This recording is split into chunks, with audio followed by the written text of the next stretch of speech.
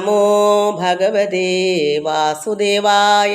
ശ്രീകൃഷ്ണ പരമാത്മനേ നമഃ. ഓം ഗുരുബ്രഹ്മ ഗുരുർവിഷ്ണു ഗുരുർദേവോ മഹേശ്വര ഗുരു സാക്ഷാത് പരബ്രഹ്മ തസ്മൈ ശ്രീ ഗുരവേ നമഃ. എല്ലാ ദൈവമക്കൾക്കും എൻ്റെ വിനീതമായ പ്രണാമം. എല്ലാവർക്കും ശാന്തിയും സമാധാനവും ഈശ്വരകൃപയും ആയുരാരോഗ്യവും രോഗശാന്തി എല്ലാ നന്മകളും ഉണ്ടാകണമെന്ന് പ്രാർത്ഥിക്കുന്നു. ഓം ലോകാ സമസ്ത സുഖിനോ ഭവന്തു. എല്ലാ മക്കളെയും ഭഗവാൻ അർപ്പിക്കുന്നു. ഗീതാ നായർ, നിർമ്മല പവിത്രൻ, ബിജു, ജഗദമ്മ പറയുന്നു അമ്മയുടെ പ്രാർത്ഥനയിൽ എല്ലാം ലഭിക്കുന്നു എന്ന്. അങ്ങനെ എല്ലാ മക്കളും പറയണം മക്കളെ. പ്രാർത്ഥിച്ചാൽ യഥാർത്ഥമായ പ്രാർത്ഥനയാണെങ്കിൽ ഒന്നിനും ഒരു വിഘ്നവും വരത്തില്ല. ഒന്നും ഭഗവാൻ അസാധ്യമല്ല, എല്ലാം സാധ്യമാക്കി തരും. പക്ഷെ നമ്മുടെ ഗുണം എങ്ങനെയാ? ഭഗവാനെ പ്രാർത്ഥിക്കുന്ന കൂടാതെ സൽപ്രവൃത്തികൾ എല്ലാം വേണം. രുക്മിണി മോഹൻ, ജ്യോതി മോള്, ശ്രീല, ജയാനിൽ, നിർമ്മല രമേഷ്, ഉഷ KR, പ്രസന്ന, അജിത, രാധാ ശിവാനന്ദൻ, താര മനോജ്, ജയശ്രീ ബാബു, ഇനി മക്കളൊക്കെ ഉണ്ട്. എല്ലാവർക്കും എൻ്റെ വിനീതമായ പ്രണാമം. ഇത് പേര് ഇല്ലാത്ത ഒരുപാട് മക്കളുണ്ട്. എല്ലാവരെയും ഭഗവാനിൽ അർപ്പിക്കുന്നു. എല്ലാവർക്കും നന്മ ഉണ്ടാകണം, ആയുരാരോഗ്യവും രോഗശാന്തിയൊക്കെ ഉണ്ടാകണം. ലോക സമസ്ത സുഖിനോ ഭവന്തു. എല്ലാവർക്കും നമസ്കാരം. നമുക്ക് നാമം ചൊല്ലാം. ഭാഗവത കീർത്തനം 4-ാം പാദം ചൊല്ലാം. നാരായണായ നമ നാരായണായ നമ നാരായണായ നമ ഹരിശങ്കരായ നമ നാരായണ സകല സന്താപനാശന ജഗന്നാഥ വിഷ്ണു ഹരി നാരായണായ നമ. കല്യാണമാർന്ന ഹരിലീലാമൃതം നൃവര ചൊല്ലാം കുറഞ്ഞതു ചെവിക്കൊള്ളുക പാപഹരം. എല്ലാം പറഞ്ഞിടുവതില്ലാരുമെന്നറിയ നല്ലൊരു വിഷ്ണുകഥ നാരായണായ നമ. കാര്യങ്ങൾ കർത്തൃകരണം കാരണം ക്രിയകൾ കാലസ്വരൂപി ഹരി തൻ്റെ വിലാസമിതു. വീര്യങ്ങൾ ചേരും അവതാരങ്ങളുണ്ട് പല കാര്യാനുരൂപി ഹരി നാരായണായ നമ. നാരായണായ നമ നാരായണായ നമ നാരായണായ നമ ഹരിശങ്കരായ നമ നാരായണ സകല സന്താപനാശന ജഗന്നാഥ വിഷ്ണു ഹരി നാരായണായ നമ. കിട്ടാഞ്ഞു വേദം ഉഴലും നേരം ആദി കവി പെട്ടെന്നു മത്സ്യവടിവായി കൃപാജലധി പൃഷ്ഠേ ധരിച്ചു ജലധൗ കൂർമ്മരൂപി ദിവി തട്ടും മഹാഗിരിയെ നാരായണായ നമ. കീറിക്കളഞ്ഞ കിറുകൊണ്ടം മഹാസുരനെ വാരാഹസിംഹ ഉയരത്താക്കി ഭൂമിയെയും നാരായണാക്ഷര വിരോധിക്കു മൃത്യു നരസിംഹോപഭൗതതനു നാരായണായ നമ. നാരായണായ നമ നാരായണായ നമ നാരായണായ നമ ഹരിശങ്കരായ നമ നാരായണ സകല സന്താപനാശന ജഗന്നാഥ വിഷ്ണു ഹരി നാരായണായ നമ. കുറ്റം വരാതെ ബലിയാഗത്തിൽ മാണിവപുരറ്റം വരാതുലകു വീണ്ടേഷമുച്ചുവടായി വില്ലാളിമാരയുധി 7 വട്ടമിക ഒന്നോരു രാമഹരി നാരായണായ നമ. കൂട്ടം നിശാചരരുടെ രാവണാദികളെ മൂട്ടോടു കൊല്ലുവതിനായി രഘുപ്രവരൻ വാട്ടം വരാത ബലഭദ്രാകൃതി തടവി നാട്ടിന്നു നല്ലതിഹ നാരായണായ നം. നാരായണായ നമ നാരായണായ നമ നാരായണായ നമ ഹരിശങ്കരായ നമ നാരായണ സകല സന്താപനാശന ജഗന്നാഥ വിഷ്ണു ഹരി നാരായണായ നമ. കെൽപ്പേറിനോരു യദുവംശേ പിറന്നു ഹരിമുപ്പാരുമേവ പരിപാലിച്ചു കൃഷ്ണനഥ അപ്പാഴരെ കലിയുഗാന്തേ വധിച്ചിടുവതുൽപ്പന്ന കൽക്കിതനു നാരായണായ നമ. കേട്ടെന്നരാധിപനി വണ്ണം രമേശകഥ പെട്ടെന്നുറച്ചു ഭഗവത് രൂപമുള്ളിലഥ കഷ്ടം കടിച്ചു മുനിവാക്യേന തർഷകനും ഇഷ്ടം നൃപന്നതിഹ നാരായണായ നമ. നാരായണായ നമ നാരായണായ നമ നാരായണായ നമ ഹരിശങ്കരായ നമ നാരായണ സകല സന്താപനാശന ജഗന്നാഥ വിഷ്ണു ഹരി നാരായണായ നമ കൈവല്യമായ അളവ് വന്നരാധിപനു ദിവ്യം പെരുമ്പറ മുഴങ്ങി ഗംഭീരരവം ഈ വണ്ണമില്ലൊരുവനെന്നും പുകഴ്ന്ന മുനിവൃന്ദം നടന്നു ഹരി നാരായണായ നമ നാരായണായ നമ നാരായണായ നമ നാരായണായ നമ ഹരിശങ്കരായ നമ നാരായണ സകല സന്താപനാശന ജഗന്നാഥ വിഷ്ണു ഹരി നാരായണായ നമ കൊണ്ടാടുവോർക്കും ഇത് കേൾക്കുന്നവർക്കും ഉടനുണ്ടായി വരും ഗതി പരീക്ഷിത്തിനെന്ന വിധം പണ്ടേ മഹാമുനി ചമച്ചു പുരാണം അതുകൊണ്ടെന്നതോർക്ക ഹരി നാരായണായ നമ ഓർത്തോരു സൂക്തിമണി പോലുള്ള ഭാഗവതം ഓർത്താൽ ഇതിനു സമമില്ലൊന്നുമെന്നറിയ തീർത്ഥങ്ങൾ കൊണ്ടും ഒഴിയാതുള്ള പാപം അതു തീർത്തിടുമെന്നറിയ നാരായണായ നമ നാരായണായ നമ നാരായണായ നമ നാരായണായ നമ ഹരിശങ്കരായ നമ നാരായണ സകല സന്താപനാശന ജഗന്നാഥ വിഷ്ണു ഹരി നാരായണായ നമ കൗതൂഹലം മനസ്സി മറ്റൊന്നിലിത്ര നഹി വേദാന്തസാരം അതു കേൾപ്പുണ്ടു ഭാഗവതം വേദം വ്യസിച്ച മുനി മോദം വരാഞ്ഞു പുനരേതച്ചകാരകില നാരായണായ നമ നാരായണായ നമ നാരായണായ നമ നാരായണായ നമ ഹരിശങ്കരായ നമ നാരായണ സകല സന്താപനാശന ജഗന്നാഥ വിഷ്ണു ഹരി നാരായണായ നമ കല്ലോലിനി രമണ കല്യാകൃതി രുചിരപുല്ലാരവിന്ദ രുചിപാദം ജയിക്കതവ എല്ലാം പറഞ്ഞിടുവതില്ലാരുമെന്നറിയ ചൊല്ലാർന്നനന്ത കഥ നാരായണായ നമ നാരായണായ നമ എന്നുള്ള മന്ത്രപദം ആരെങ്കിലും ജപതു ചേരും മുകുന്ദപദം തീരാതെ സംസൃതി വിഷം തീരുമെന്നറിയ മാലോകരേ ജപത നാരായണായ നമ നാരായണായ നമ നാരായണായ നമ നാരായണായ നമ ഹരിശങ്കരായ നമ നാരായണ സകല സന്താപനാശന ജഗന്നാഥ വിഷ്ണു ഹരി നാരായണായ നമ മക്കളെ നമുക്ക് കണി കാണുന്ന നേരം കൂടെ ചൊല്ലാം എനിക്ക് കഫം കിടക്കൊണ്ട് ചൊല്ലുന്നെങ്കിലും മക്കളുടെ കൂടെ ചൊല്ലൂ എല്ലാവരും ഇന്ന് ഞാൻ ചൊല്ലുമ്പോൾ കൂടെ ചൊല്ലണം മക്കളെ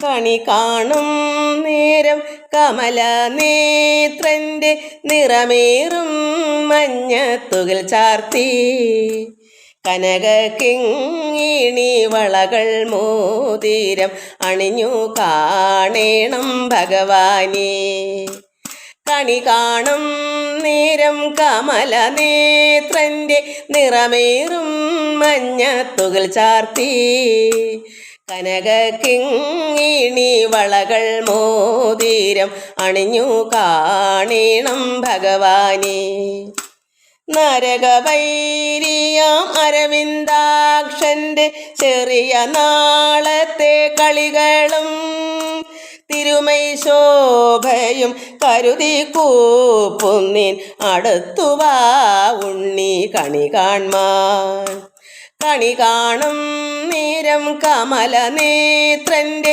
നിറമേറും മഞ്ഞത്തുകിൽ ചാർത്തി കനക കിങ്ങിണി വളകൾ മോതിരം അണിഞ്ഞു കാണേണം ഭഗവാനെ മലർമതിൽ കാന്തൻ വാസുദേവാത്മജൻ പുലർകാലേ പാടി കുഴലൂതി ചിലുചിലേ എന്നു കിലുങ്ങും കാഞ്ചന ചിലമ്പിട്ടോടിവാ കണി കാൺമാൻ ശിശുക്കളായുള്ള സഖിമാരും താനും പശുക്കളെ മേച്ചു നടക്കുമ്പോൾ വിശക്കുമ്പോൾ വെണ്ണ കവർന്നുണ്ണും കൃഷ്ണ വശത്തുവാ ഉണ്ണി കണി കാൺമാൻ കണി കാണും നേരം കമല നേത്രൻ്റെ നിറമേറും മഞ്ഞത്തുകിൽ ചാർത്തി കനക കിങ്ങിണി വളകൾ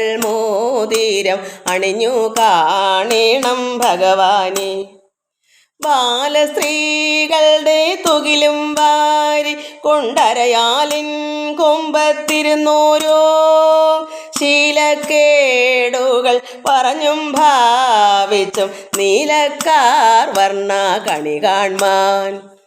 കണി കാണും നേരം കമല നേത്രന്റെ നിറമേറും മഞ്ഞത്തുകൾ ചാർത്തി കനകക്കിങ്ങിണി വളകൾ മോതിരം അണിഞ്ഞു കാണണം ഭഗവാനെ. എതിരെ ഗോവിന്ദനരികെ വന്നോരോ പുതുമയായുള്ള വചനങ്ങൾ മധുരമാം വണ്ണം പറഞ്ഞും താൻ മന്ദസ്മിതവും തൂകിവാ കണി കാണും നേരം കമല നേത്രന്റെ നിറമേറും മഞ്ഞത്തുകൾ ചാർത്തി കനകക്കിങ്ങിണി വളകൾ മോതിരം അണിഞ്ഞു കാണണം ഭഗവാനേ. എല്ലാവർക്കും നമസ്കാരം. മക്കളെ, നമ്മൾ അരിഷ്ട അസുരവധമാണ് വായിച്ചുകൊണ്ടിരുന്നത്. നാരദ മഹാമുനി ഭഗവാൻ കൃഷ്ണൻ ഇങ്ങനെ നന്ദഗോപരുടെ അവിടെ വളരുന്നു. രാമനും കൃഷ്ണനുമൊക്കെ വസുദേവരുടെ മക്കളാണ്. അത് കംസനെ വധിക്കാനാണെന്ന് ചെന്ന് കംസൻ്റെ അടുക്ക ചെന്ന് പറഞ്ഞു. അപ്പോൾ അന്നേരമാണ് കംസൻ യഥാർത്ഥത്തിൽ അറിയുന്നത് കൃഷ്ണനിങ്ങനെ എട്ടാമത്തെ പുത്രനായിരുന്നെന്ന്. വസുദേവർ ഒരു പെൺകുട്ടിയാണല്ലോ കംസന് കൊണ്ട് കൊടുത്തത്. അപ്പോൾ അദ്ദേഹത്തിന് ദേഷ്യം കൂടി വസുദേവരെ അപ്പോൾ തന്നെ വധിക്കാനായിട്ട് ചാടി പുറപ്പെടാൻ. അങ്ങനെ നാരദ മഹാമുനി അവിടെ സ്വാതന്ത്ര്യമായിട്ടൊക്കെ സമാധാനപ്പെടുത്തി. എട്ടാമത്തെ പുത്രി, അപ്പോൾ അത് ചതിയല്ലേ ചെയ്തത് വസുദേവർ. അതുകൊണ്ട് ഭഗവാൻ, അതായത് കൃഷ്ണൻ അതായത് വ്രജത്തിലേക്ക് കുഞ്ഞുനാളിലെ അങ്ങോട്ട് മാറ്റി വെച്ചിട്ട് നന്ദഗോപരുടെ കുട്ടിയെ ഇങ്ങോട്ടും കൈമാറി എന്നുള്ളതാണ് അപ്പോഴാണ് അറിയുന്നത്. അപ്പോഴദ്ദേഹം സഹിക്കത്തില്ല. അപ്പോൾ തന്നെ വസുദേവരെ തുണ്ടമാക്കണം വെട്ടി. അങ്ങനെ എണീറ്റ് പോകാനായിട്ട് പുറപ്പെട്ടപ്പോൾ നാരദ മഹാമുനി അവിടെ ക്ഷമ പറഞ്ഞ് അവിടെ സമാധാനിപ്പിച്ചു ഇരുത്തി. എന്നിട്ട് ഈ വിവരങ്ങളെല്ലാം ചാണൂരനാദി മല്ലന്മാരടുത്ത് പറഞ്ഞു. ഇത് ഇങ്ങനെയാണ് സംഭവം, എന്നെ വധിക്കാനുള്ളവൻ അവിടെ വളരുന്നു, അവനെ നമുക്ക് വധിക്കണം. അങ്ങനെ കേശിയെ വിളിച്ച് മന്ത്രിച്ചു. ഈ വൃത്താന്തമെല്ലാം നാരദ മഹാമുനി പറഞ്ഞ വൃത്താന്തമെല്ലാം കേശിയെ അറിയിച്ചു, മന്ത്രിയെ. അപ്പോൾ കേശവനെ വധിക്കണമെന്ന് നിയോഗിച്ചു, അത് കൃഷ്ണനെ. മുഷ്ടിക ചാണൂരനാദിയ മല്ലരോട് ഇഷ്ടമാമാറ് പറഞ്ഞു കംസൻ. നന്നായിട്ട് പറഞ്ഞു, ഈ കേശവനെ, ഭഗവാൻ കൃഷ്ണനെ വധിക്കണം. അതായത് എന്നുടെ നാശം വരുത്തുവാനായിട്ട് നന്ദവ്രജത്തിൽ നന്ദാത്മജൻ രാമനുമൊക്കെ അവിടെ വളരുന്നു. അതായത് കംസനെ വധിക്കാനായിട്ട് ഇതെല്ലാം പറഞ്ഞു. വിഷ്ണുവിൻ്റെ അംശം അവരെന്നും മുനിസത്തമൻ നാരദൻ എന്നോട് പറഞ്ഞു. ഭഗവാൻ നാരായണൻ്റെ അംശമാണ് കൃഷ്ണൻ എന്നൊക്കെ കാര്യങ്ങളെല്ലാം പറഞ്ഞു. സത്യം അതെന്ന് അറിഞ്ഞിടുവൻ നിങ്ങൾ. അതുകൊണ്ട് ഈ മല്ലന്മാരോട് പറഞ്ഞ് നിങ്ങൾ മനസ്സിലാക്കൂ, സത്യം ഇതാണ്. നാരദ മഹാമുനി ഇത് പറഞ്ഞു. ഭഗവാൻ നാരായണൻ്റെ അംശമാണ് കൃഷ്ണൻ, എന്നെ വധിക്കാനായിട്ടാണ് അവിടെ വളരുന്നത്. ഇത്രയെല്ലാം കേട്ടപ്പോൾ മന്ത്രികളുടെ ഭാവമൊക്കെ അങ്ങോട്ട് നടിച്ചിട്ട് എന്താ പറഞ്ഞത്? നമ്മയും ശങ്കിച്ചു പോരുന്ന ഈ താപസൻ, അതായത് നാരദ മഹാമുനി നമ്മുടെ മുമ്പിൽ പറയുമോ സത്യം? സത്യമൊന്നും അതൊന്നും അല്ല, സത്യമൊന്നും പറയത്തില്ല. കാരണം അവരൊക്കെ ഇപ്പം വെറും വാക്കാ അവരൊക്കെ പറയുന്നത്. കാരണം അവർക്ക് ഇതൊന്നും കാര്യമായിട്ടൊന്നും പറയുന്നതല്ല. അതായത് ദേവകൾ ചൊന്നത് സത്യമായില്ലല്ലോ. അശരീരി വാക്യം എട്ടാമത്തെ പുത്രനാണെന്ന് പറഞ്ഞിട്ട് സത്യമായോ? അതുകൊണ്ട് നാരദ മഹാന് പറഞ്ഞത് വിശ്വസിക്കേണ്ട, അതൊന്നും ശരിയല്ല. ദേവാന്തക പ്രഭു അത് മനസ്സിലാക്കൂ. അത് കംസനോട് പറയുന്നു. ദേവന്മാരുടെ അന്തകനായ കംസനോട് പറയും. ദേവന്മാരുടെ അന്തകനാണല്ലോ, ശത്രുവാണല്ലോ കംസൻ. അതുകൊണ്ട് ദേവ അന്തക പ്രഭു അത് മനസ്സിലാക്കൂ. അഷ്ടമബാലൻ യുവതിയായി വന്നതും പൊട്ടരല്ലോ ദേവമാമുനികളും. ഈ കുട്ടി എട്ടാമത്തെ പുത്രനാണെന്ന് അശരീരവാക്യം പറഞ്ഞിട്ട് അവിടെ പുത്രിയാണല്ലോ വന്നത്. അതുകൊണ്ട് വേദവിഭ്രാന്തരായി സത്വഗുണത്തിനാൽ ഇവിടെ ദേവന്മാർക്ക് സത്വഗുണം കൊണ്ട് അവർക്ക് വേദിച്ചു മനസ്സ് ശൂന്യം. അവർക്ക് അവിടെ മനസ്സൊക്കെ ശൂന്യമായി പോയിരിക്കുകയാണ്. അവർ പറയുന്നതൊക്കെ ഭ്രമമാണ്. അതൊക്കെ ശ്രേഷ്ഠനാം സിംഹത്തെ കൊല്ലുന്നു ജംബുക. നാട്ടിൽ എലിവണ്ണം പറയുന്നല്ലോ, ജംബുകം എന്ന് പറഞ്ഞാൽ ഒരു നിസാര മൃഗം. സിംഹമാണെങ്കിലോ ശ്രേഷ്ഠമായ സിംഹരാജാവാണ്. പക്ഷെ നാട്ടിൽ പറയുന്നെന്താ? സിംഹത്തിനെ ജംബുകം കൊന്നു. പക്ഷെ നടക്കുന്ന സംഭവമാണോ? അതുപോലെയാണ് ഇവിടെ ശ്രേഷ്ഠനായിരിക്കുന്ന ഈ കംസനെ എന്തെങ്കിലും കാരണവശാൽ ഈ കൃഷ്ണന് വധിക്കാൻ പറ്റുമോ? ഈ കാട്ടിൽ പശുക്കളെ മേച്ച് നടക്കുന്ന കുട്ടി എന്ത് ചെയ്യാനാ? അതുകൊണ്ട് ഇതൊന്നും ശരിയല്ല, അങ്ങനെ സംഭവിക്കത്തില്ല എന്നൊക്കെ ഈ ചാണൂരനാദി മല്ലന്മാർ കംസനോട് പറഞ്ഞു കൊടുക്കുന്നു. അതുകൊണ്ട് നാട്ടിലിങ്ങനെ പറയും, സിംഹത്തിനെ ജംബുകം വധിക്കുന്നു എന്ന് പറയത്തതേ ഉള്ളൂ, നടക്കത്തില്ല. അതുപോലെ കൃഷ്ണൻ കംസനെ വധിക്കുന്നു പറയുന്നതേ ഉള്ളൂ, പക്ഷേ നടക്കാൻ പോകുന്ന കാര്യമല്ല. അതുകൊണ്ട് അങ്ങ് സമാധാനിക്കൂ, അത് നടക്കാത്ത കാര്യമാണ്. ദേവന്മാരുടെ വാക്കുകൾ വിശ്വസിക്കേണ്ട. 8ാമത്തെ പുത്രനായിട്ട് വരുമെന്ന് പറഞ്ഞിട്ട് എന്തേ പുത്രിയായി പോയത്? അതുകൊണ്ട് ഇതൊന്നും ശരിയല്ല, പറയുന്ന വാക്കുകളൊന്നും ശരിയാവണമെന്നില്ല. കാട്ടിൽ പശുക്കളെ മേച്ച് കഴിയുന്ന ഇത് നമ്മൾ കഴിഞ്ഞ പ്രാവശ്യം വായിച്ചതുകൊണ്ടാണ് ഞാൻ ഒന്നുകൂടെ ഓർമ്മിപ്പിക്കുകയാണ്. ഇത് കണ്ടു വായിക്കാത്ത അതുകൊണ്ടാണ്. നമുക്ക് കഴിഞ്ഞ പ്രാവശ്യം വായിച്ചതിൻ്റെ ബാക്കി തൊട്ട് കണ്ടു വായിക്കാം. അപ്പം കാട്ടിൽ പശുക്കളെല്ലാം മേച്ച് കഴിയുന്ന കാട്ടാളർ പോൽ നിരാധാരികളാകുന്ന ഗോഷ്ഠവാസരാണ് രാമകൃഷ്ണന്മാർ. അങ്ങനെ ഉള്ളവർ എങ്ങനെയാ കംസനെ കോട്ടം വരുന്ന നശിപ്പിക്കുന്നത്? എങ്ങനെയാ? അവർ വനത്തിൽ പശുക്കളെ മേച്ച് നടക്കുമല്ലേ, അവർക്കുള്ള നിരാധാരികൾ. അവരുടെ കൈവശം ആയുധങ്ങളുമില്ല, ഒന്നുമില്ല. കൊച്ചു കുട്ടികൾ വനത്തിലിങ്ങനെ പശുക്കളെ മേച്ച് രാവിലെ തൊട്ട് വൈകുന്നേരം വരെ അവർ വനത്തിൽ കഴിയുന്ന ഗോഷ്ഠവാസികളാണ്. അതായത് കാട്ടാളൻ തുല്യമായിട്ട് വനത്തിൽ കഴിയുന്നവരാണ്. അതുകൊണ്ട് ഒരു കാരണവശാലും കംസനെ വധിക്കാൻ ആ കുട്ടികളെ കൊണ്ട് നടക്കത്തില്ല. ഇതൊക്കെ അവർ പറഞ്ഞു കൊടുത്തു. അതുകൊണ്ട് കോട്ടം വരുത്തുവാൻ ആളെന്ന് ചൊന്നത് കംസനെ വധിക്കും എന്ന് പറയുന്നത് നാരദ മഹാവൻ എങ്ങനെ പറയുന്നത്? ശ്രേഷ്ഠമതേ കംസ, അത് പരമാർത്ഥമല്ല, പരമാർത്ഥമായും വരത്തില്ല, ഇത് ശരിയല്ല, അങ്ങനെ സംഭവിക്കത്തില്ല. ഈ കുട്ടികളെ കൊണ്ട് എന്തിനു കൊള്ളാം? അവർ വൈകുന്നേരം വരെ എവിടാ കഴിയുന്നത്? വനത്തിലാണ് കഴിയുന്നത്. അവരുടെ ആയുധങ്ങളൊന്നുമില്ല. പിന്നെ എങ്ങനെയാ ശ്രേഷ്ഠമായിരിക്കുന്ന ഈ കംസനെ വധിക്കുന്നത്?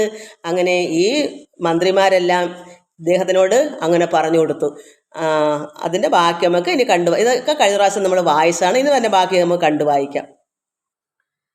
ഹരേ രാമ രാമ രാമ ഹരേ ഹരേ, ഹരേ കൃഷ്ണ കൃഷ്ണ കൃഷ്ണ ഹരേ ഹരേ. അതുകൊണ്ട് കാട്ടിൽ പശുക്കളെ മേച്ച് കഴിയുന്ന കാട്ടാളർ പോൽ നിരാധാരികളാകുന്ന ഈ ഗോഷ്ഠവാസർ, ഈ രാമനും കൃഷ്ണനും ഭവാൻ ഇന്ന് കോട്ടം വരുത്തുവാൻ, ഈ കംസനെ കോട്ടം വരുത്തുവാൻ ആളെന്ന് പറഞ്ഞ് അവർക്കതിന് യാതൊരു കഴിവില്ല. അങ്ങനെ പറഞ്ഞെങ്കിൽ അത് വെറുതെ. ശ്രേഷ്ഠമതേ കംസ, പരമാർത്ഥമല്ല.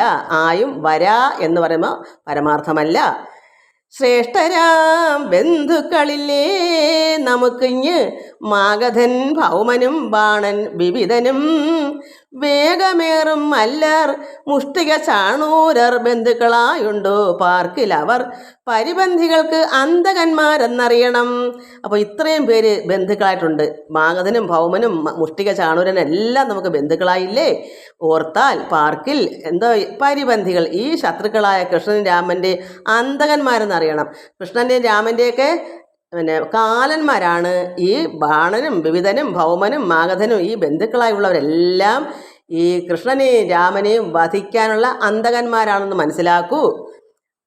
ഈ കംസനോട് പറയുന്നതാണ്. അപ്പോൾ പരിബന്ധികൾ വെച്ചാൽ അവരുടെ ശത്രുവാണല്ലോ കൃഷ്ണനൊക്കെ. അതുകൊണ്ട് ആ കൃഷ്ണൻ്റെയൊക്കെ അന്തകന്മാരായി ഇത്രയും ബന്ധുക്കൾ നമുക്കുണ്ടല്ലോ. കൃഷ്ണനാകുന്നത് വിഷ്ണുവെന്നുള്ളതും വിഷ്ണു പ്രിയൻ മുനി ചൊന്നത് അസത്യമാം. ഭഗവാൻ പരമാത്മാവായ മഹാവിഷ്ണുവിൻ്റെ അവതാരമാണ് കൃഷ്ണൻ എന്ന് പറഞ്ഞു നാരദ മഹാമുനി. അതുകൊണ്ട് വിഷ്ണുവിൻ്റെ അവതാരമാണ്. വിഷ്ണുപ്രിയനായ മുനി നാരദൻ ചൊന്നത് അസത്യമാണ്. നാരദ മഹാമുനി വിഷ്ണുപ്രിയനാണ്, ഭഗവാന്റെ പ്രിയനാണ്. പക്ഷേ ഇവിടെ ഈ പറഞ്ഞതൊക്കെ അസത്യമാണ്. കൃഷ്ണൻ വിഷ്ണുവിൻ്റെ അവതാരമൊന്നും അല്ല. ഇതാര് പറഞ്ഞു? കംസൻ്റെ അനുയായികൾ, ഈ എന്താ പറയുക, മല്ല ചാണൂരന്മാർ. അവർ പറയുന്ന ഇത് യഥാർത്ഥത്തിൽ അതൊന്നും അല്ല, ഭഗവാന്റെ അവതാരം ഒന്നും അല്ല. വിഷ്ണുവിന് ഇല്ല ജനനനാശം. ഭഗവാൻ നാരായണന് ജനന മരണങ്ങൾ, ജനനം ജനിക്കുക, നാശം മരിക്കുക, ഇത് രണ്ടും ഭഗവാൻ മഹാവിഷ്ണുവിന് ഇല്ലല്ലോ. അതുകൊണ്ട് കൃഷ്ണനായി വന്നാലതെങ്കിൽ മരിച്ചു പോകും. അങ്ങനെ അഥവാ ഭഗവാൻ കൃഷ്ണനായിട്ട്, അതായത് ഈ ഭഗവാൻ നാരായണൻ അങ്ങനെ ജനിച്ചിട്ടുണ്ടെങ്കിൽ പിന്നെ മരിക്കുമല്ലോ. ജനിക്കുന്നവന് മരണമുണ്ടല്ലോ. യഥാർത്ഥത്തിൽ പരമാത്മാവായ നാരായണന് ജനന മരണങ്ങളില്ല. എന്നാൽ ആ കൃഷ്ണൻ അവതാരം അങ്ങനെ എടുത്തതാണെങ്കിൽ പോലും ജനിച്ചതുകൊണ്ട് മരിക്കുമല്ലോ. അപ്പോൾ കംസൻ്റെ കയ്യിൽ തന്നെ മരിക്കാം, അല്ലെങ്കിൽ ആളുടെ കയ്യിൽ മരിക്കുമല്ലോ.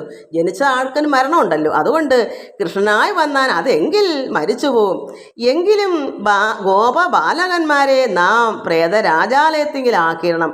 എന്നാലും നമുക്ക് എന്ത് വേണം? ഈ കുട്ടികളെ നമുക്ക് കാലപുരിക്ക് അയക്കണം, പ്രേതരാജാലയത്തിലാക്കണം ഈ കുട്ടികളെ. വൈരിയായുള്ളവൻ ദുർബലനെങ്കിലും വേരോടെ നാശം വരുത്തുന്നത് ഉത്തമം. ശത്രുക്കൾ ദുർബലന്മാരാണെങ്കിലും, കൃഷ്ണനും രാമനൊക്കെ കുട്ടികളാണ്, ബലമില്ലാത്ത ദുർബലന്മാരാണെങ്കിലും നമുക്ക് വേരോടെ പിഴുത് കളയണം, നശിപ്പിച്ച് കളയണം. അതുകൊണ്ട് നമുക്ക് കാലപുരിക്ക് അയക്കണം അവരെ. മന്ത്രികൾ ഇത്തരം ചൊന്നത് കേൾക്കയാൽ അന്തർഗതം പാർത്ത് ചൊല്ലിനാൻ കംസനും.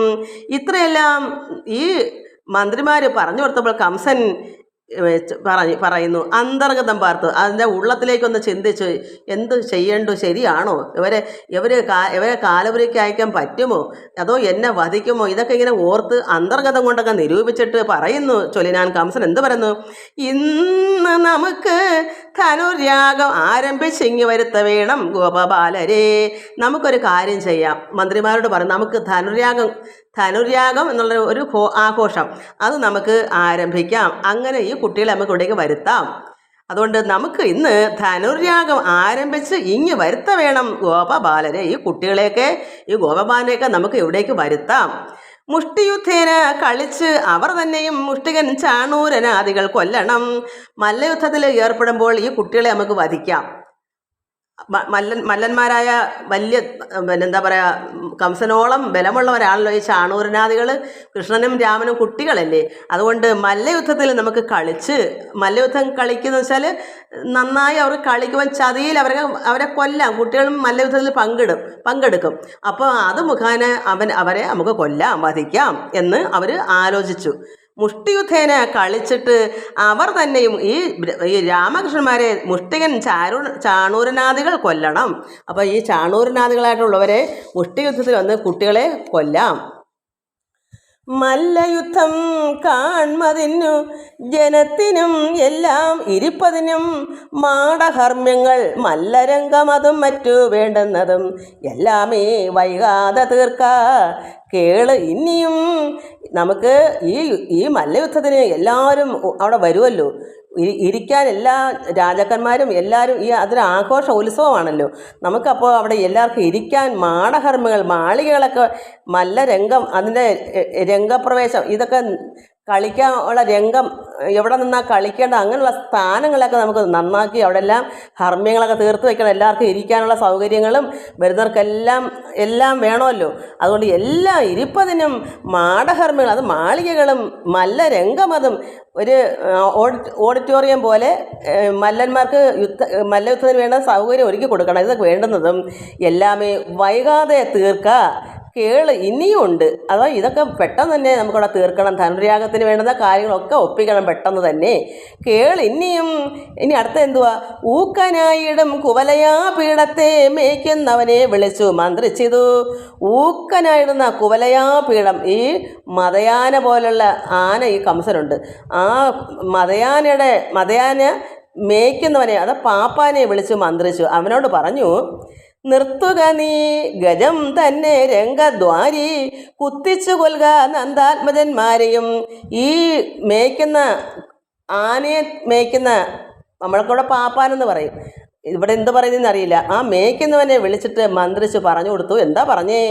നീ നന്ദാത്മജന്മാർ വരുമ്പോൾ രംഗദ്വാരി, അതായത് രംഗപ്രവേശം, ഈ കവാടം, കുട്ടികൾ എല്ലാവരും വരുമ്പം കയറി വരുന്ന ഭാഗത്ത് അവിടെ വാതിൽക്കൽ അവിടെ ഈ കുവലയാ പീഠത്തെ കൊണ്ട് നിർത്തണം.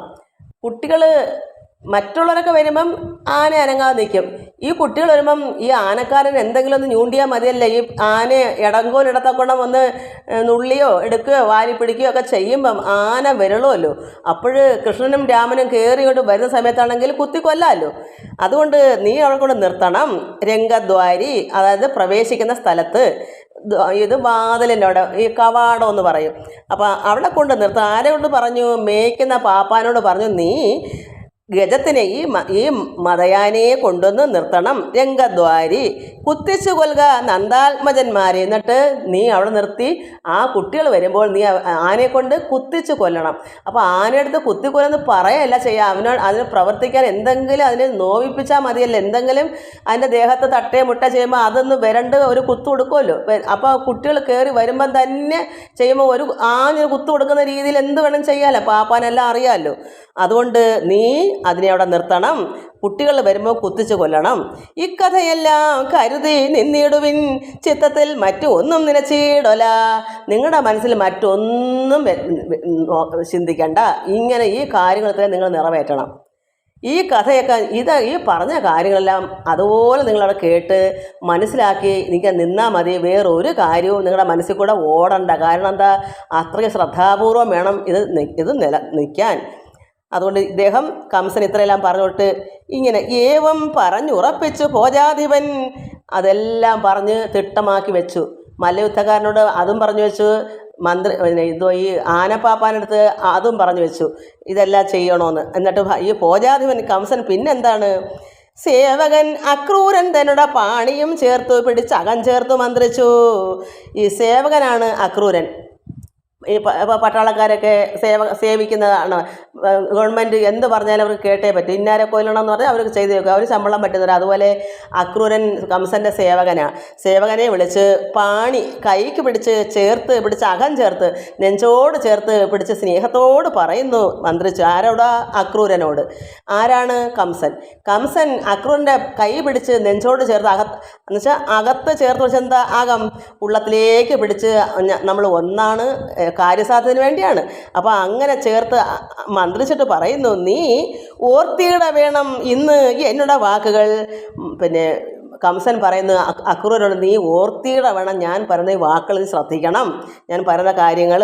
വീര്യപുമാന്മാർ പരാശ്രയം ചെയ്യില്ല, കാര്യാതി ഗൗരവം കൊണ്ട് ചൊല്ലുന്നു ഞാൻ. വീര്യപുമാന്മാർ, ഇവിടെ കംസൻ വീര്യവാനാണ്. അത് താഴെയുള്ളവരെ മറ്റുള്ളവരല്ല. അപ്പോൾ താഴെ ആൾക്കാരെ ആരും ആശ്രയം ചോദിക്കത്തില്ല. കംസനാണ് അവിടുത്തെ കേമൻ. അവൻ വീര്യപുമാന, ആരുടെയെങ്കിലും ആശ്രയം തേടത്തില്ല. പക്ഷെ ഇവിടെ കാര്യഗൗരവം കൊണ്ട് പറയുന്നു, എനിക്ക് ആരുടെയും ആശ്രയം വേണ്ട, എന്നാലും എനിക്ക് ഇപ്പോഴത്തെ ഒരു കാര്യഗൗരവം അങ്ങനെ ഇരിക്കുക. അതുകൊണ്ട് നിന്നോട് ഞാൻ പറയുന്നത് എന്താ പറയുന്നത്, ഇന്ദ്രനും നാരായണനെ ഭജിക്കുന്നു തന്നുടെ കാര്യസാധ്യതയെന്ന് ഓർക്കടോ. അപ്പം ഇന്ദ്രൻ പോലും കാര്യസാധ്യതന് വേണ്ടി ഭഗവാൻ നാരായണനെ ഭജിക്കുന്നു. അതുകൊണ്ട് കാര്യസാധ്യതന് വേണ്ടിയാണ് ഞാൻ നിന്നോട് ഈ അക്രൂരനോട് ഇപ്പോൾ പറയുന്നത് എന്നാണ്. അല്ലാതെ എനിക്കിതിൻ്റെ ആവശ്യമുള്ളതല്ല.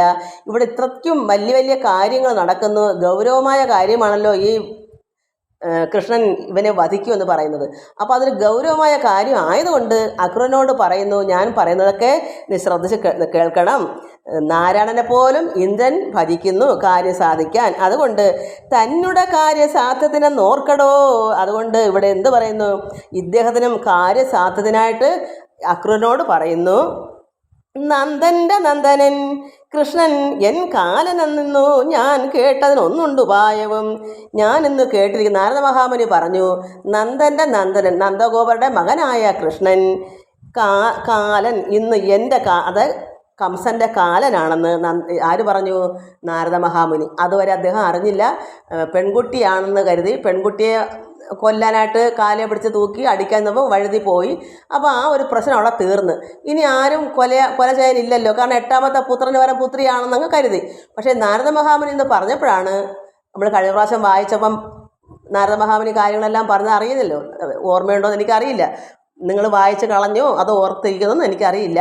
നാരദ മഹാമുനി ചെന്ന് പറയുമ്പോഴാണ് അദ്ദേഹം അറിയുന്നത്, നന്ദൻ്റെ വീട്ടിൽ കൃഷ്ണൻ വളരുന്നു. വസുദേവരുടെ മക്കളായ കൃഷ്ണനും ബലരാമനൊക്കെ അവിടാണ് വളരുന്നത്. അവിടുത്തെ കുട്ടിയെയാണ് തിരിച്ച് വസുദേവർ കൊണ്ടുവന്ന് 8ാമത്തെ പുത്രിയാന്ന് പറഞ്ഞുകൊണ്ട് കൊടുത്തത് പുത്രന് പകരം. ഇതൊക്കെ ഇങ്ങനെയാണ് അവർ ചിന്തിച്ച് വെച്ചേക്കുന്നത്. ഇങ്ങനെ കൈമാറ്റം ചെയ്തതൊന്നും അറിഞ്ഞിട്ടില്ല. നാരദ മഹാമുനി പറഞ്ഞപ്പോഴാണ് ഇതൊക്കെ അറിയുന്നത്. അങ്ങനെയാണ് ഇപ്പോൾ പറയുന്നത്, നന്ദൻ്റെ നന്ദനൻ, അത് നന്ദഗോപരുടെ മകൻ കൃഷ്ണൻ എൻ കാലനെന്ന്, കംസൻ്റെ കാലനെന്ന് ഇന്നു ഞാൻ കേട്ടതിനൊന്നുണ്ട് ഉപായവും. ഇന്ന് ഞാൻ കേട്ടു, നാരദ മഹാമുനി പറഞ്ഞു, ഞാൻ മനസ്സിലാക്കി, അതിനൊരു ഉപായമുണ്ട്. എന്താ ഉപായം? ചെന്നു നീ ഗോകുലം പുക്ക് അവർ തന്നെയും നന്ദനെയും ഗോരസാദി ദധികളും നന്നായി എടുപ്പിച്ചു രാമകൃഷ്ണന്മാരെ ഇന്നു ധനുർയാഗം കാൺമതിനായിക്കൊണ്ട് പോന്നിട വേണം അതിന് എൻ്റെ ചന്ദനം തന്നെ അതിനു നീ കൊണ്ടുപോയിടുക. ചന്ദനം രഥം, അതായത് ഇവിടെ ധനുർയാഗം നടക്കുന്നതിന് അവിടേക്ക് പോകണം, അവരെ വിളിക്കാൻ. എന്തിനാ? ഇത് ഗോരസം, പശുവിൻ്റെ തൈരോ മോരോ നെയ്യോ എന്തൊക്കെയെന്ന് വെച്ചാൽ അതൊക്കെ ഒരു ധനുർയാഗത്തിന് ഉത്സവമല്ലേ, അപ്പോൾ ഒരുപാട് എല്ലാ സാധനങ്ങളൊക്കെ വേണമല്ലോ. അപ്പം പശുക്കൾ അവിടെ അല്ലേ ഉള്ളത്, നന്ദഗോപരുടെ അവിടെ. അപ്പോൾ അവിടെ ചെന്നാൽ ഇഷ്ടംപോലെ തൈരും അതും ഇതൊക്കെ കിട്ടും. പശുവിൻ്റെ രസം എന്ന് വെച്ചാൽ പശുവിൻ്റെ പാലോ തൈരോ നെയ്യോ ഇതൊക്കെയാണല്ലോ അതിൻ്റെ രസം. ഇതെല്ലാം അവിടെ കൊണ്ടുവരാനായിട്ട് ഗോരസാദി ദധികളും പിന്നെ നന്ദനെയും രാമകൃഷ്ണന്മാരെയൊക്കെ കൊണ്ടുവരണം. അതിന് നീ എവിടെ പോകണം? അക്രൂരനോട് പറയുക, നീ അവിടേക്ക് പോകണം. എൻ്റെ ചന്ദനം, എൻ്റെ രഥം കൊണ്ടുപോയി അവരെ ഇവിടേക്ക് കൊണ്ടുവരിക. ചെന്നു നീ ഗോകുലം പൂക്ക് അവർ തന്നെയും ഉപായം പറഞ്ഞു കൊടുക്കുകയാണ്. ഈ കുട്ടികളെ വധിക്കാനുള്ള ഉപായം ഇങ്ങനെ ഇപ്പോഴത്തെ എൻ്റെ കാര്യഗൗരവം ഇങ്ങനെ ഇരിക്കുന്നു, അതുകൊണ്ട് ഞാൻ ആരെയും ആശ്രയിക്കാത്ത ഞാനിപ്പോൾ നിന്നെ ആശ്രയിക്കുന്ന എന്താ? ഇവിടുത്തെ ഗൗരവം അത്രയ്ക്കുണ്ട്. എന്നെ വധിക്കുന്ന കാലൻ അവിടെ വളരുന്നു, അവനെ നമുക്ക് വധിക്കുന്നതിന് അവിടെ നിന്ന് ഇവിടെ കൊണ്ടുവന്നേ പറ്റൂ. അതുകൊണ്ട് നിന്നെ ഞാൻ അതിനാണ് ആശ്രയിക്കുന്നത്. അല്ലെങ്കിൽ വീരവാന്മാർക്ക് ആരെയും ആശ്രയിക്കേണ്ടതായിട്ടില്ല. ഇപ്പോൾ ഇതിന് വേണ്ടുന്ന കാര്യങ്ങൾ ഒപ്പിക്കാൻ നിങ്ങൾ പോയേ പറ്റൂ. അതുകൊണ്ട് അക്രൂരനെ പറഞ്ഞു വിടുക, എൻ്റെ രഥം എടുത്തുകൊണ്ട് പോയി കുട്ടികളെയും ഗോരസങ്ങളും എല്ലാം ആയിട്ട് ഇവിടേക്ക് വരിക. അതാണ് ചെന്നു നീ ഗോകുലം പുക്ക് അവർ തന്നെയും നന്ദനെയും ഗോരസാദി ദധി തൈര്. ഗോരസാദി വെച്ചാൽ മോരും തൈരും ഇങ്ങനെയൊക്കെയുള്ള എല്ലാം പശുക്കളുടെ കൊണ്ടുവന്ന് നന്നായി എടുപ്പിച്ചു രാമകൃഷ്ണന്മാരെ ഇന്ന് ധനുർയാഗം കാണുന്നതിനായിക്കൊണ്ട് പോന്നിട വേണം അതിന് എൻ്റെ ചന്ദനം തന്നെ അതിനു നീ കൊണ്ടുപോയിടുക. ഇങ്ങനെല്ലാം നേടിക്കൊണ്ട് വരാൻ എൻ്റെ രഥം, ചന്ദനം വെച്ച രഥം, ഇത് കൊണ്ടുപോയി അവരെ ഇവിടേക്ക് കൊണ്ടുവരൂ എന്ന് പറഞ്ഞു. എന്നാൽ അവരിവിടേക്ക് വന്നാൽ ഉടൻ ഉന്നത ദന്തിയെ കൊണ്ട് കൊല്ലാമെടോ. അങ്ങനെ അവരെ ഇവിടേക്ക് കൊണ്ടുവരുമ്പോൾ എന്ത് ചെയ്യാം? അവരെ ഉന്നതമായ ഏറ്റവും വലിയ മതയാനെ കൊണ്ട് അവരെ കൊല്ലിക്കാം. അതാണ് അക്രൂരനോട് പറയുന്നത്. ഇപ്പം എനിക്കിതിൻ്റെ ഗൗരവം ഇത്രമാത്രം ഉള്ളതുകൊണ്ടാണ് ഞാൻ നിങ്ങളെ ആശ്രയിക്കുന്നത്, അല്ലെങ്കിൽ എനിക്ക് നിങ്ങളെ ആശ്രയം വേണ്ട. ഇപ്പം ഈ കുട്ടികളെ എൻ്റെ കാലനാണ് അവിടെ വളരുന്നത്, അതുകൊണ്ട് അവരെ ഇവിടേക്ക് കൊണ്ടുവന്നിട്ട് നമുക്ക് ഉന്നതനായ ഒരു ആനയെ കൊണ്ട് അവരെ കുത്തി കൊല്ലാം. അങ്ങനെ കൊന്നിടാം.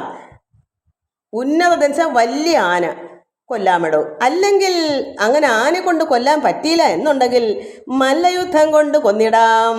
ഷാണൂരനാദി മല്ലന്മാരെ കൊണ്ട് മല്ലയുദ്ധം വരുമ്പോൾ കുട്ടികൾ അവിടെ ഉണ്ടല്ലോ, അവരും ചിലപ്പം ഈ യുദ്ധത്തിൽ എല്ലാവരും ഇങ്ങനെയുള്ളത് വരും, അപ്പോൾ അപകടപ്പെടുത്തി ചതിച്ചൊക്കെ കൊല്ലാമല്ലോ. അതുകൊണ്ട് അങ്ങനെ കൊല്ലാം.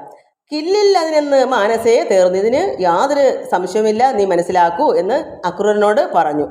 രാമാദികളെ കൊല ചെയ്തു പിന്നെയും താമസനാം വസുദേവനെ കൊന്നിടാം. കുട്ടികളെ മുമ്പേ കൊന്നിട്ട് പിന്നെ താമസനായിരുന്ന വസുദേവനെ നമുക്ക് കൊല്ലാം. കാരണം ഇത്രയും അവനെ ചതിച്ചു എന്നൊരു മനസ്സ്. കാരണം 8ാമത്തെ പുത്രൻ എന്ന് പറഞ്ഞിട്ട് അശരീരവാക്യത്തെ മറികടത്തി പെൺകുട്ടിയെ കൊണ്ടുവന്ന് കൊടുത്തപ്പോൾ അത്ര ചതി കാണിച്ചില്ലേ. അതുകൊണ്ട് നമുക്ക് ഈ കുട്ടികളെ മുമ്പേ കൊന്നിട്ട് പിന്നെ വസുദേവരെയും കൊല്ലാം. പിന്നെ അവൻ തൻ്റെ ബന്ധുജനത്തെയും എന്നോട് താതൻ അതിവൃദ്ധനാം അവൻ തന്നെയും കൊല്ലാം. അവൻ പ്രതിപക്ഷമായി നിന്നു രാജ്യം കൊതിക്കുന്ന അതിഷഠൻ. അതായത് വസുദേവരെയും കൊന്നിട്ട് ദേവകിയുടെ പിതാവായ ഉഗ്രസേനനെ, കംസൻ്റെയും പിതാവാണെന്ന് പറഞ്ഞാലും കംസൻ്റെ പിതാവല്ല, അത് നമുക്കിനി വായിക്കുമ്പോൾ നമുക്ക് അറിയാം. കാരണം വളർത്തിയതൊക്കെ അവർ തന്നെ, പക്ഷേ ഈ കംസനെ സന്തോഷത്തോടെ അല്ല അവർ വളർത്തിയതെന്നാണ് കംസൻ അറിയുന്നത്. കംസൻ ജനിച്ചത് വേറൊരു കാരണവശാൽ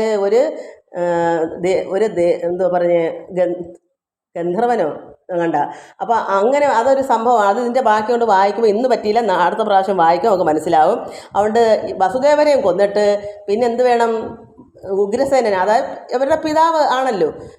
സത്യത്തിൽ നമുക്കെല്ലാം പിതാവ് ഉഗ്രസേനല്ലേ അറിയത്തുള്ളൂ. സത്യം അതിൻ്റെ അകത്തുണ്ട് വേറെ ഒരാളാണ് കംസൻ്റെ പിതാവ്. അതുകൊണ്ട് കംസൻ പറയുന്നു, പിള്ളേരെയും കൊന്നിട്ട് വസുദേവനെയും കൊന്നിട്ട് പിന്നെ വൃദ്ധനായിരിക്കുന്ന പിതാവായ ഉഗ്രസേനെയും കൊല്ലാം. കാരണം അവൻ പ്രതിപക്ഷത്ത് നിൽക്കുക.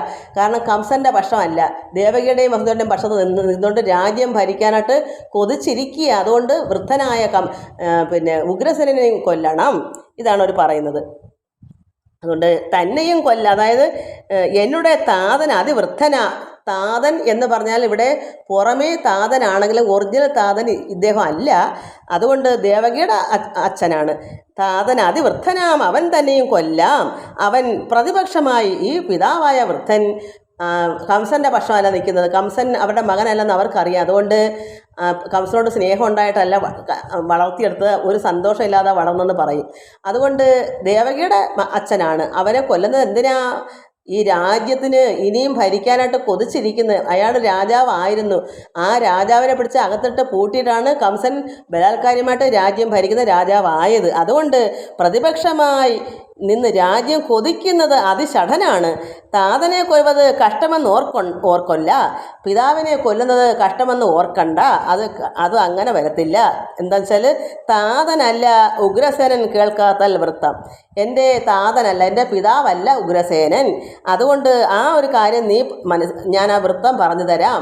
ഇപ്പോൾ ഇത് മനസ്സിലായിരിക്കുക. നമുക്ക് അടുത്ത പ്രാവശ്യം വായിക്കാം. ഓർത്തിരിക്കണം എങ്ങനെ ഈ താതനല്ലാതെ പോയതെന്ന്.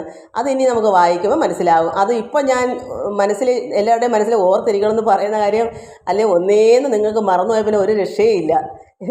അതുകൊണ്ട് ഇദ്ദേഹം പറയുന്നു, കംസനെ കൊല്ലുന്നതുകൊണ്ട് ഒരു പാപവുമില്ല. കാരണം താതനല്ല ഉഗ്രസേനൻ, എൻ്റെ താതനല്ല കംസൻ പറയുന്നു. അതാണ് ആ വൃത്തം. അത് നിത്തൽ വൃത്തം. ഇനി അങ്ങോട്ട് നമുക്ക് അടുത്ത പ്രാവശ്യം വായിക്കാം. എല്ലാവർക്കും നമസ്കാരം. ഹരി ഓം, ഹരി ഓം, ഹരി ഓം.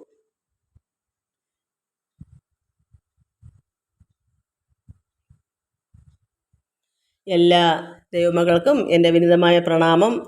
എല്ലാവരെയും ഭഗവാൻ അർപ്പിക്കുന്നു. എല്ലാവർക്കും ശാന്തി, സമാധാനവും ഈശ്വരകൃപയും ആയുരാരോഗ്യവും എല്ലാ നന്മകളും ഉണ്ടാകണമെന്ന് പ്രാർത്ഥിക്കുന്നു. എല്ലാ മക്കളും കമൻസ് തന്ന എല്ലാ മക്കളെയും ഞാൻ ഭഗവാൻ അർപ്പിക്കുന്നു. അടുത്ത ദിവസം ഞാൻ എല്ലാ മക്കളുടെയും പേര് പറയുന്നതായിരിക്കും. ഹരി ഓം, ഹരി ഓം, ഹരി ഓം.